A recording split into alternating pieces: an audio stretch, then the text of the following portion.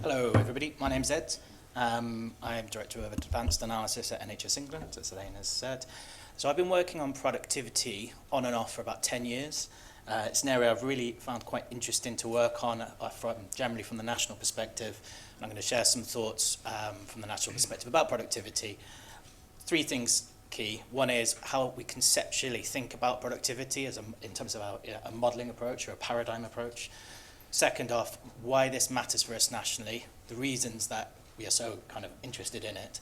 And then thirdly, what this means more in practice at a local level and some of the challenges that we face with measurements and the like.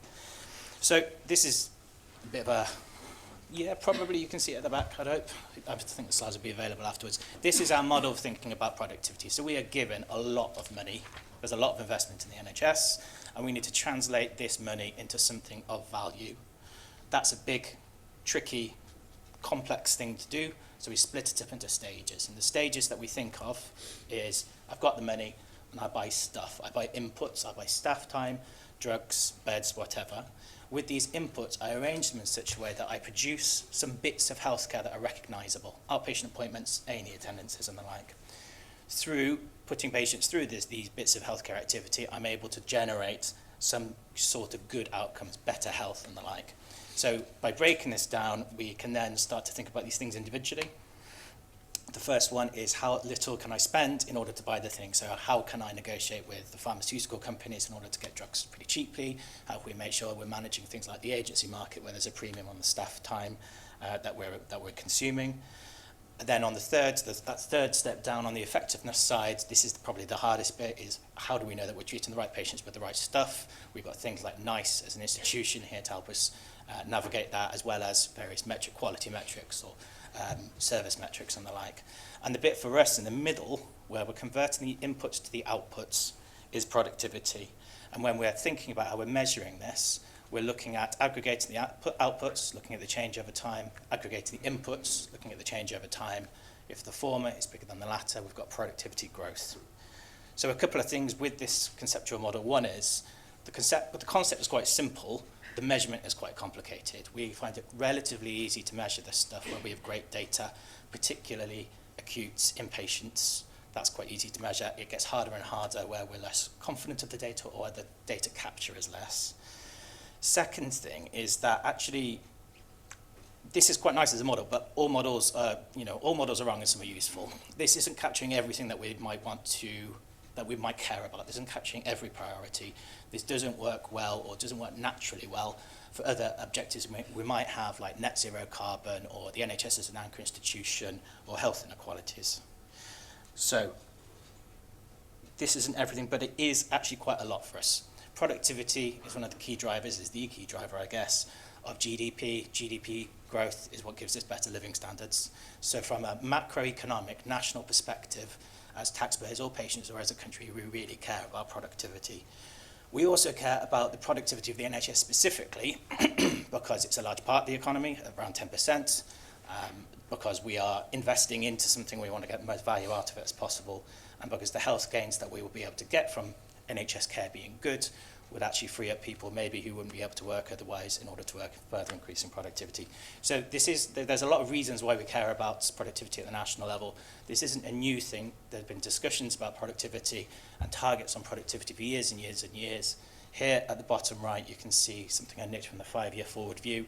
I wasn't involved in the 5-year forward view, but I imagine loads of negotiations went into these numbers. We went back and forth. What's credible? What's ambitious? What's stretching? What's the theory of change? What are the blockers to this? So this isn't new, but some parts of it are new. At the top left, you can see indexes of productivity for the country, for basically the NHS, as healthcare is dominated by the NHS, and for the public sector. Since early 2000s, the NHS has done pretty well in productivity terms. It's generally done better than the whole economy. It's certainly done better than the public sector, but things come crashing down in 2020 as COVID means that we reduce activity and we add more staff to this. So it's quite understandable why productivity has taken such a hit. But this is probably the impetus behind having this session here, because our challenge now is how do we push our productivity up back to the standards that we had before and beyond as well, increasing our productivity growth.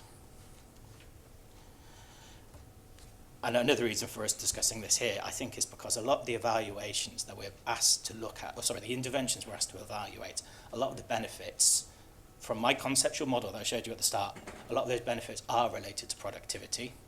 I've got some list on the left, I'm not going to go through it in terms of, for the benefit of time.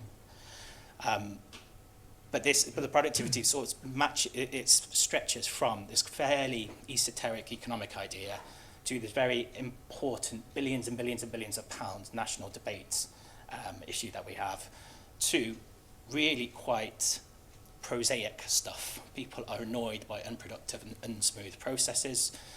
Both staff and patients don't want to be wasting their time. So there's a golden thread of productivity where it goes from very, very academic to very, very sort of imminent and very important for people. One final point I'm going to touch on. Actually, can I get a time check? 4 minutes, see? Yeah, cool. One final thing is, I've just described how I see this productivity and what I think about it and how we would in NHS England. Not all of NHS England, lots of NHS England would be discussing this. But the language of productivity is mixed. Some people hear productivity and think, I'm just going to be forced to work harder and harder and harder. Other people might think of productivity as one of those economist things where they know the value of nothing or the price of nothing. Price of everything, value of nothing, that's the one. A sort of technocratic approach to measuring what's important, which, as I mentioned at the beginning, we're not covering everything here. This isn't a full set of objectives. I mentioned at the start as well about the measure. The measure of productivity that we have doesn't perfectly match up to the concept of productivity we have. Partly this is going to be to do with where we don't have the data. We need to do a lot more work in expanding that. And also this is to do with where we're doing new innovative things, disruptive technologies and the like, where our old sort of categories of administrative data don't fit what we're trying to do in terms of channel shift or digital things like that. So this is sort of a brief rattle through of where we see productivity from the national perspective. I'm going to hand over to Steve to talk more specifically about the evaluation of it. Over to you.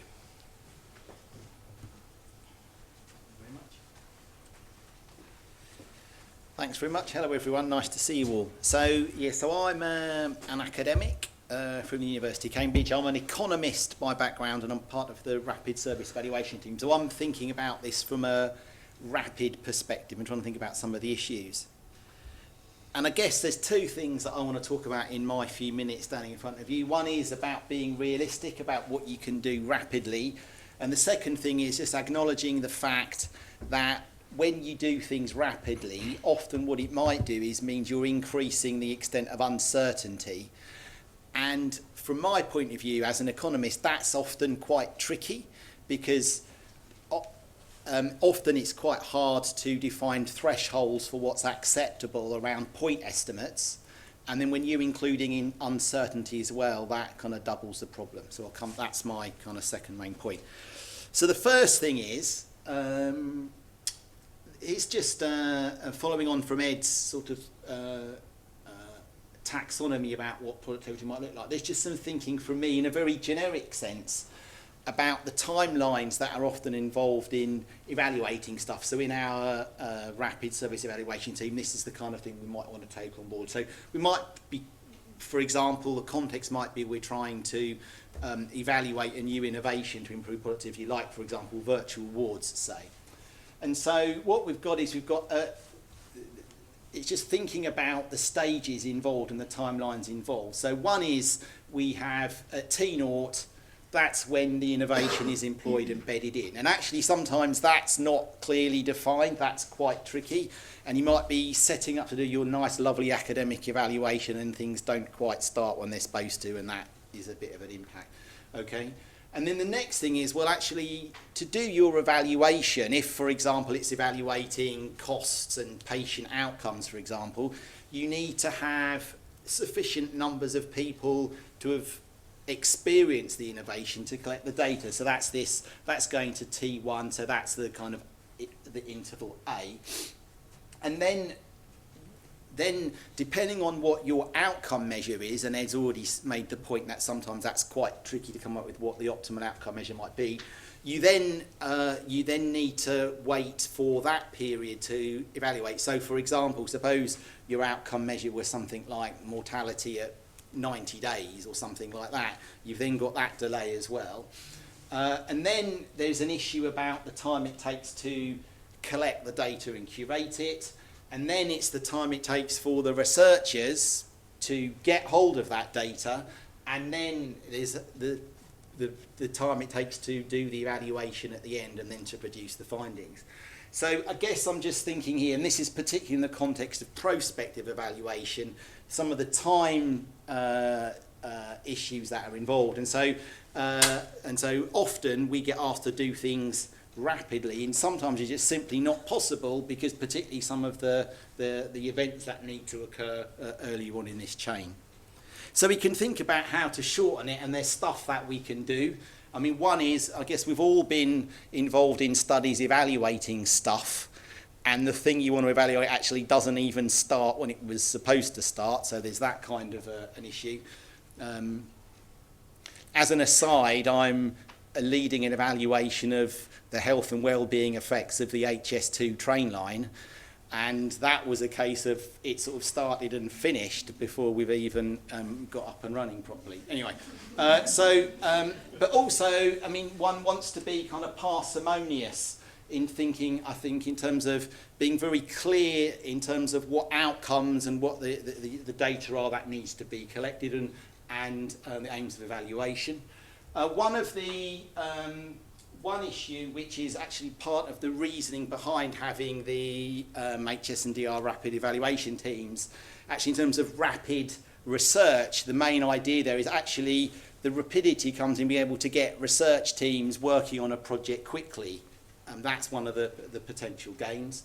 There's an issue about whether one can look at intermediate rather than intermediate outcome measures in time to try and reduce the intervals that I mentioned rather than waiting for longer term outcomes. And obviously one can use secondary data sources. And a big thing which we try and do is to protocolize the analysis so you can get a lot of it done up front. And the last point I just want to make is what I mentioned before about uncertainty. So often, if you do things rapidly, it might be you've got intermediate outcomes. It might be you've not collected as much data as you might like to do. So you can do your analysis and you come up in a quantitative way. You've got a nice point estimate, but you've got a lot of variation around it. You've got very wide confidence intervals. Or from an economics point of view, I like calculating things like incremental cost per quality gained. So I've got a nice point estimate which suggests some degree of precision, but actually is a very wide range around that.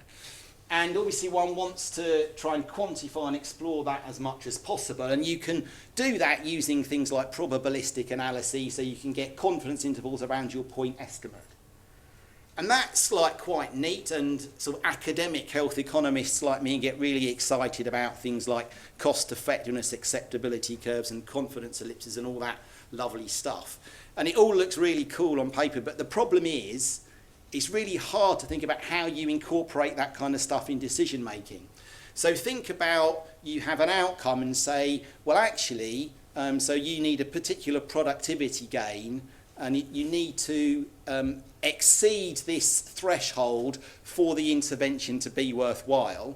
So you need this idea of a threshold, and obviously that's sometimes quite a tricky thing to come up with.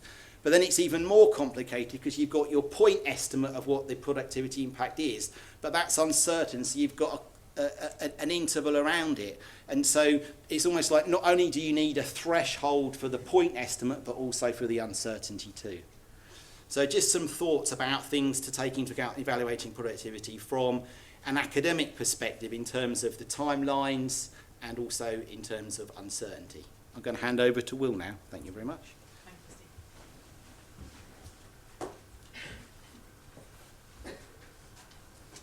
Thanks, Steve. Good morning, everyone. I'm Will Warburton, so I'm Managing Director of the Shelford Group, which is a collaboration of teaching and research hospitals. Before that, I was a funder and both of improvement programs at the Health Foundation, but also of evaluations that went with them. And my original start into this world was as a health service manager, actually trying to do this. So I've got three insights to follow on from Ed and Steve's. One is on how providers think about and interpret productivity, to contrast with that national view. Secondly, some thoughts on time horizons and actually the sort of trade-offs and risks around rapidity. And thirdly, a view on, from my experiences, what I really think does make a difference to people trying to do this at the front line. So firstly, the provider perspective. Well, there isn't a provider perspective. I put some provider perspectives because there are so many. Because when I sit down with the chief nurses of our group, I get a very different response to when I sit down with the chief financial officers. And even within those groups, there are very different responses. It's a deeply complex term that lands very differently with very different people. But when we're running a program within Shelford, I ask people to send me, what do they think this is about? What are they doing? The CFOs were the group that picked it up, and their analysis fits very well with Ed's and think about productivity. They're trying to get more done with the same or less resources as the shorthand for it. But actually, when I looked and asked them to send me their programs, a lot of them are quite really cost containment type programs, and that's the traditional language still within trusts, is very much about cost improvement, cost management, rather than thinking broadly about productivity. And I think it's important, firstly, to acknowledge that wide range of perspectives, and then secondly, to think about when we're evaluating at the right kind of level. Because my second kind of area is short-term horizons and constrained environments can distort what providers end up focusing on. So again, in conversations with colleagues, what came up quite a bit is a lot of nervousness around the idea of investment up front because of the sort of time horizons that people are held to account to tending to be just 1 year, and also costs landing in very different places to where improvements might come. So we used, someone gave me the example in older people's surgery of investing more geriatrician time in multidisciplinary teams up front to have good conversations with patients and shared decision making, leading to lower less intervention, more conservative management, less surgical regret, but a lot of that showing up down the line, a lot of it showing up in different divisions and different organisations. So I think we need to be careful that we think about time horizons. There's clearly there's a lot of pressure to be rapid, but I think, as Stephen's pointed out there in that nice slide, it's about the right moment to assess and evaluate, rather than necessarily fetishizing speed over every other dimension. And that takes me on to my third point, which is really the evaluative capacity that I think would be really useful in organisations. And it's interesting, I'm coming into this room, and clearly at the conversation this morning, a lot of this is about well-resourced, thought through, or at least it sounds like it, evaluations of national programmes with theories of change, with expertise in economic evaluation, with expertise in qualitative evaluation. The reality within the provider sector is that where there is that, it's very dispersed, and that most people are making decisions under huge uncertainty all the time. And any reduction in that uncertainty is better than I won't say total ignorance, because that's too strong a phrase, but the absence of some kind of informed assessment of what we're doing. And I think that takes us into the conversation that was getting in at the end of the last, the opening session, around the balance between your sort of improvement method that's supporting people to improve as they go in very adaptive, fast-moving contexts, versus the role of formal evaluation. So, in summary, I think there's work to do to move the focus of our kind of organisations onto true productivity gains across pathways and across organisations rather than just pure cost control. I think that we don't want rapid evaluation to drive short-term thinking, of which there is already a great deal. The most helpful evaluation is going to be timely and pertinent. And finally, developing that capacity to improve, for organisations to improve, is as important as focusing on whether a particular intervention works. Thanks, Lee. Thanks very much. Will. Do you want me to, you would like a microphone? Does it come wholesale? Just, Yeah. Yeah. This was the technical instructions. Thank you very much, all of you. Yes, so I'm just going to, Chair's prerogative, I'll ask you a couple of questions. So following on actually from some of your points, Will, all these interventions in the NHS, they're often in a particular part of the system. but obviously the NHS is not just inpatients, it's not just a ward in inpatients, it's not just a GP surgery. So how do you ensure, and this to Will, but also to all of you, that this intervention that we evaluate takes into account or doesn't have unintended consequences in the wider system? Shall I make a start and then Awesome. So, I mean, I think I mentioned one of the things I had the benefit of learning about when I was at the foundation was I saw the benefit of theory of change types approaches that would try and map this out and get people in a room at the beginning to have that conversation, try and anticipate unintended consequences, come up with evaluation planning. So I think where that's possible, then that's very, very helpful. But the fact is that the reality that coming back into provider world is that the unit of management is just so much narrower and the unit of vision is so much narrower. And the theory of integrated care systems is really promising here, right? I mean, it would be actually, that gives you the opportunity to bring people together to work across the board. The reality remains quite a long way from that in my experience so far. Maybe that others have got different experiences, because organisational imperatives and what people are held to account for still remain very, very much siloed in individual units. So I think that we can see a path to how we could get better at that, and I think we're on that kind of, the journey has begun, but I'd say there's a long way to go until we're actually able to really take account of consequences that are beyond the particular units of organisation that people are set up in right now. Sure. Yeah. I totally agree with that theory of change and integrated care, kind of key answers there. The only other one I'd maybe mention is I suspect that it is the case that where we don't have the data and we don't have the insight to see what the negative consequences could be, they're much more likely to happen. You know, that stuff is going to get dumped where we can't see things. So expanding, you know, we have a very unequal set of data across the NHS. We've got some sectors very well served, some very, very much not so well served. And so equalising that more, increasing our ability to understand, and also monitor things in other areas, in less well served areas, would be a key additional bit, and possibly help with the discussion at the integrated care level, because we'll be, you know, singing from the same hymn sheet.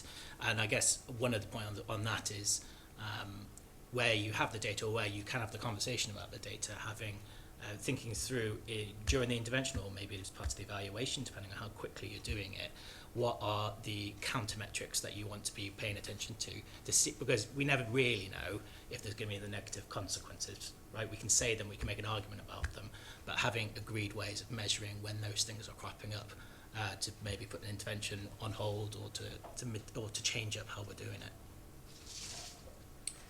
I'm not sure I've got much to add other than yes. So obviously one wants to try and think through what the opportunity costs are of a decision, and often having some kind of logic model underpinning it to think through what the wider implications might be. But yeah, I agree from Will's point of view. The issue is about multi-sectoral costs and benefits are an issue, obviously, where you've got, so for example, you're encouraging GPs to use spirometry to spend more time to better diagnose and manage respiratory problems to try and reduce hospitalisations, but the cost is being incurred here and the savings are going to be incurred here. So you need to try and internalise that somehow, and I guess that's the point around integrated care. But it is a problem because people just think people can't cope with all these multi-sectoral impacts. Thank you. So yes, often when the NHS introduces a new plan, it comes with productivity targets. The NHS long-term workforce plan is no exception. So it included what might be described as some ambitious targets for increasing labour productivity. What do you think the role might be of rapid evaluation, in particular, of making those achievable? I think I might start with Ed again, actually. Yeah, so you might. So during on my slides, I noted down a couple of kind of national programs or interventions or things that we've heard of that are being to some extent rolled out or being rolled out and the like. So there's a section of stuff to do with the very ambitious productivity numbers, which will be calculated against that, presumably. Not all of it's going to be nationally directed though, because not all of the productivity stats that I showed you, the index, the growth that I showed you, not all of that was nationally directed, and we couldn't specify like GERFT contributed this much or whatever else to get to the full amount of productivity that we saw up until 2020. So non-nationally directed productivity gains, which is basically maybe the national way of saying the improvement interventions which we know are going on everywhere. If someone has a good idea and wants to improve a pathway, or is it a better idea of how to do something else in the hospital, are going to be key to realising some of those ambitious targets that we've set. And how are you going to know if you've done it unless you're evaluating it? How are you going to know whether to double down or to spread innovation unless we're able to evaluate it pretty rapidly? And then there's obviously the tension between how quickly you can do it and how well you can do it, and everything else that this conference often talks about. Well, yes. So I guess the benefit of trying to evaluate the gains rapidly is in terms of being able to judge process and then being nimble about changing what you're doing in the implementation.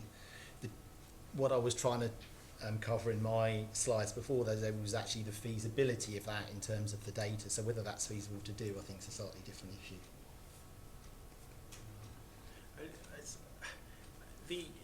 The whole service from top to bottom at the moment is facing these huge challenges in terms of these numbers. Elaine, you'll notice better than me. So 2% of the target, what's the highest productivity that we've tended to achieve in the past? The average is around one. Around one. It's a sort of doubling of that, and that passes through the whole system. And I think, therefore, for evaluators, it's interesting to sort of think, what is the tone to strike there in terms of that? Because our chief execs and our CFOs are then passing on an ask into teams which they also know is very, very challenging. They are saying this is possible, it needs to be possible to sustain the NHS. These are all really kind of thoughtful people who are aware that the scale of the asks that's been put on them is really significant. The role of rapid evaluation for me doesn't seem to be to turn up and go, you're not going to do this. You're not doing this. It's really silly. Yeah. I'm absolutely caricaturing that. But it's to say what we are finding is that this looks promising. This looks less so. This is where you can put. This is where, based on the evaluation we're doing, we think it would be helpful to put your efforts. So it's more important about acknowledging that kind of contribution is very valuable, but how it lands could be very different depending on how it's expressed with people, I think. Because people know that these assumptions are very big, but that's kind of the deal that's had to be made to get this kind of investment. Can I just make another Yes. point? Which is that I suppose, because we're thinking about productivity and evaluation, that kind of makes me, and I'm an economist, that kind of makes me think about numbers and evaluating things quantitatively. But of course, there's a rapid evaluation element that's qualitative as well, and that can be really useful when you're assessing implementation. So, for example, what are the barriers and facilitators to adopting this policy to achieving the gains that we're hoping for? And so I think there is a role there that can be used to help kind of understand some of the issues. So just to flag the benefits of qualitative evaluation as well as quantitative, I suppose. Just picking up on Will's last point, it seems that productivity in particular, that there's a challenge of language, which I think you alluded to before, in terms of cost containment. What is productivity? Is it cost containment? What else is it? And often you've got different members of parts of the system talking to each other in cross purposes. What do you think might improve that situation? Do you think this is a problem? And what do you think we could do to improve things if it is a problem? I'm going to start with you, Will. I haven't asked it. Do I think it's a problem? Because it invites asking. Well, maybe that is not such a problem if people are coming to it with awareness of the fact that people are going to come with different values and backgrounds and interpretations. It becomes a problem when there's an absence of that acknowledgement and it's translated very crudely. And that to me then becomes a conversation which is about leadership and management and how leadership reinterprets these asks and translates them, and then how conversations take place between different parts of the system. So, some will say that the language of getting rid of waste will work better with some people, Sometimes it's very much to try and frame it in terms of more of a goal, a noble goal of sort of continuing to sustain a universally accessible free at point of need system.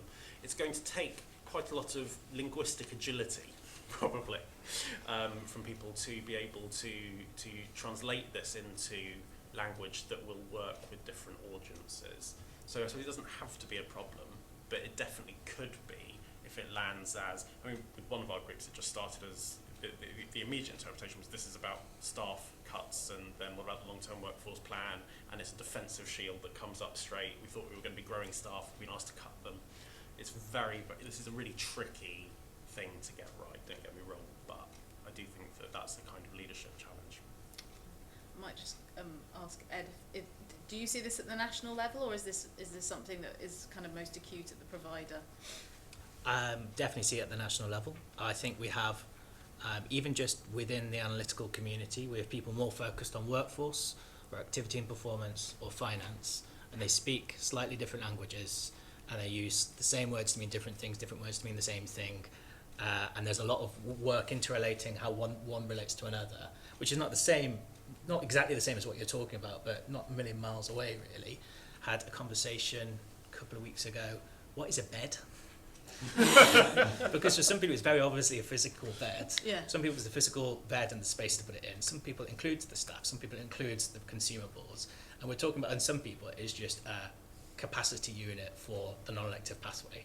So what a bed is, in this one conversation, had so many different meanings, and we're all modelling it and we're all labelling it bed.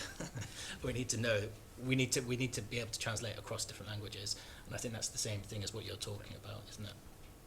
Thank you, Ed, that was great. Okay, so I'm going to open it up to the floor now.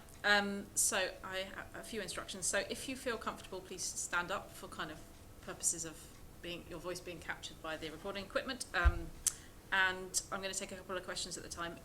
When you are asking a question, could you please state your name and organisation for the benefit of the panellists? Thank you. So, who would like to ask a question at the back? Hi, I'm going to try. So I'm Catherine Faulkner. I'm the consultant public health for the Mental Health Trust, and really recognise that each of the things we've been talking about in detail, particularly the stuff that Will was saying at the beginning. And I guess I want to bring mental health into the conversation here. And when I'm reading about productivity, it seems that we often are treating productivity, we're thinking about physical health, but mental health is not, we're not really thought at all. And the treatment gap that we have in terms of need and the treatment that we provide for mental health is enormous. And sometimes the most productive thing that we could be doing for society as a whole, the ICS, is investing in more mental health treatment. Yet we are being asked to justify ourselves and cost limitations and constraints. So I would love to have thoughts about how these discussions relate to mental health, because I think they are quite different from yourselves, but also others in the audience, because it is quite, I'm sure there's a lot of experience here, and I'd just love to have a bit of conversation about that. Great. I'm going to take one more question, but we will make sure that we do answer that. Yes. Hello, Sarah Stone from Life Trust. So I have a little bit cheeky one quick comment, which is from being involved in evaluations in earlier programs. I think one of the useful things that we do as evaluators is ask people to do a bit of a thought experiment. So if your intervention went absolutely brilliantly and you recruited everybody that was eligible and you had a fantastic impact, actually how much difference would it make to A&E admissions or A&E attendance or elective admission?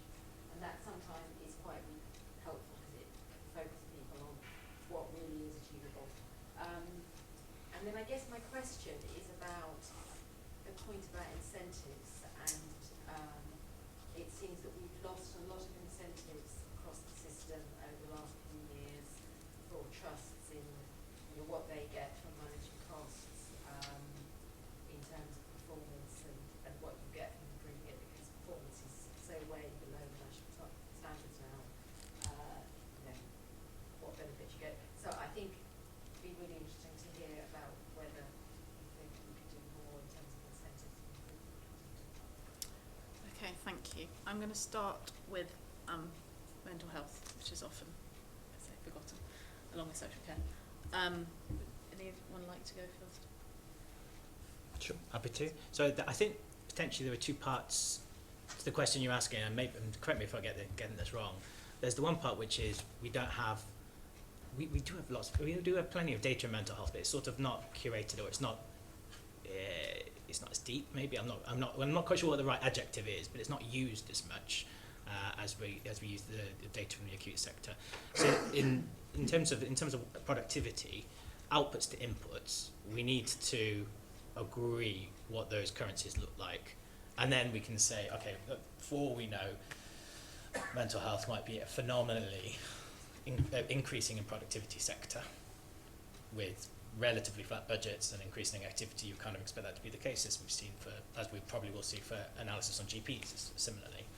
And there's sort of a dealing with the sector as it is in terms of its productivity and understanding where are things going well and where are things not so much.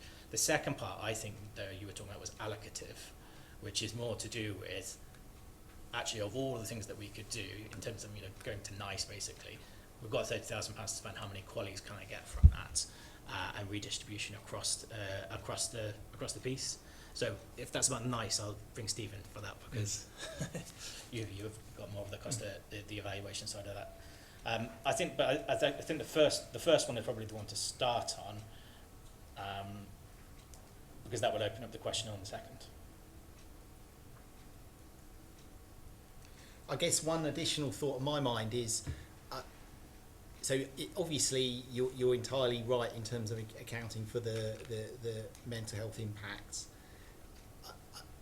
I'm kind of responding with a question because I'm just trying to get it clear in my mind whether is it more or less difficult or the same difficulty to do rapid evaluations in the kind of mental health arena. I'm not sure what the answer is, but I guess that's just a thought that springs to mind, is just in terms of the outcomes and the time to effect and that kind of thing. And I wondered if that's an issue coming into play here. Actually, what I was thinking is potentially for mental health, because it's often younger people, and actually for children as well, where the impacts might be a bit longer term. It can be challenging, I guess, to do rapid evaluation.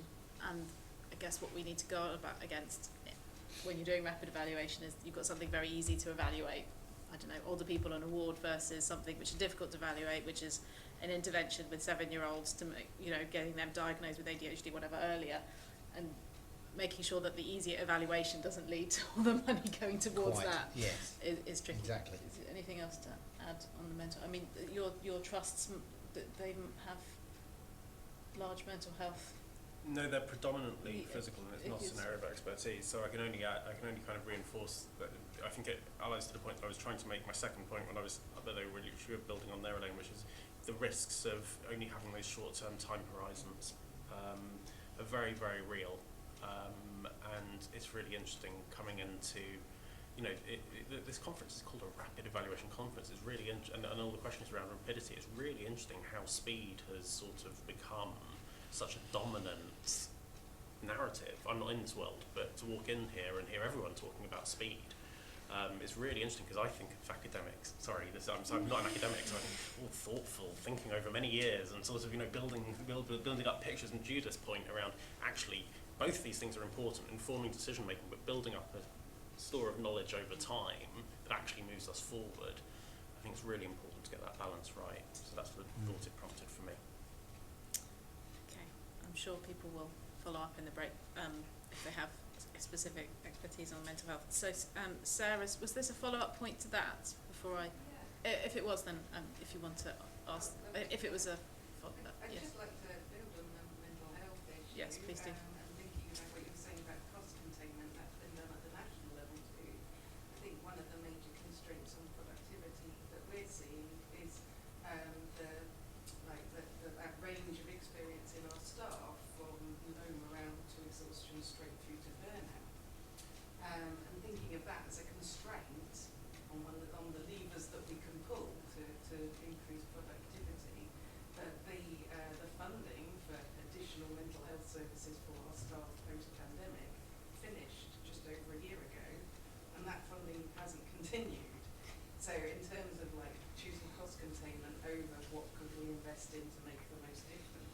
that's also happening at the national level. So I think that thinking about the size of our levers to change things versus the levers that are coming at us the other way, that's sort of where I was going with that mental health question. Yeah, so you've got mental health of the population and the mental health of staff as well. Yeah. Staff, I think that's great, thank you. Sarah Scobie asked a question about incentives in the system, which I think several of you have touched upon. Sorry. I'll offer a couple of reflections to get started. I mean, it's a topic that comes up a lot in our group, and clearly it's a system in transition, and there is some nostalgia for the simplicity of the days of payment by results and a very clear link between activity, payment, and then the freedoms that people had then. This is a really, really acute perspective, right, and Foundation Trust perspective. But that people felt that there was a very coherent kind of thing they could tell to clinicians. And over 20 years, that's really, clinical team who really took that on board. You do more work, then there'll be more money, and we'll be able to invest that in your services. It was a simple narrative. It's become a real leadership challenge now to come up with that language of actually, we've still got some of that on elective care, but on emergency, that we need to get into the conversation about admission avoidance, and also system language, as in, if we do have a surplus, that surplus may go to serve the wider population that you're part of, which for a clinician who's very focused in their theatre and just getting through cases is a really different conversation to the one of keep doing more work and, you know, more money will follow. So I think there is that has become a lot more complex, and we're feeling our way towards a new leadership language around that. So I guess I'd just say, I think people and organisations obviously do respond to incentives. There's lots of examples of this in the NHS. The issue for me is sort of the devil's in the detail. So whether there can be perverse incentives, if there's financial incentives, it's there's issues around what the level of those should be and how that's determined. And then there's also transaction costs in terms of the kind of overseeing the system as well, and thinking about potential gaming. So I think they can definitely work, but it's just, like I said, the devil in the detail. Sure. I think the other thing PBR sort of brought was, I think you probably covered it. It's that level of transparency about what the link is between your income and your costs and the data capture. You know, I've mentioned a couple of times how much better the data we have in the inpatient acute is. That's going to be related to the fact that we've paid for this or paid by this, and we've got more detail there. Whereas services like mental health, which are on block contract, haven't had the same rigorous incentive to really get their coding down. I'm not saying they're coding badly or anything, it's just the incentive is not the same for the two. And this has knock-on effects now when we're trying to think through how do we understand mental health services or community services as well as we can, when there hasn't been the same investment in understanding the information that's there. So if you're going to, the incentives that we did have led us to some extent to the data landscape that we see here, which then means that we find it much easier to evaluate stuff in the acute side than in other areas. I'm noting the time, so I just want to make sure that I've got time for a couple more questions. You say your name, just thanks. My name is Devon Elliott from NHS England as well. I'm the Head of Evidence and Evaluation for Community Services, so I very much understand what the mental health colleague is talking about, the challenges with block contracts and the fact that you can do more activity but not get paid anymore, unlike in acute services. For me, this is massive, this whole productivity agenda, and I'm in two minds about the words rapid evaluation, because of course we need to know things as soon as possible, but we need good quality evaluation to go alongside all of this. And there were certainly some things from the talks we had earlier that really resonated with me, and there's a question I want to ask. So first and foremost, language. Productivity and efficiency are often batted around, but they're two different things. You define them differently, you measure them differently. So we have to be very clear on what it is we're talking about and how we measure it.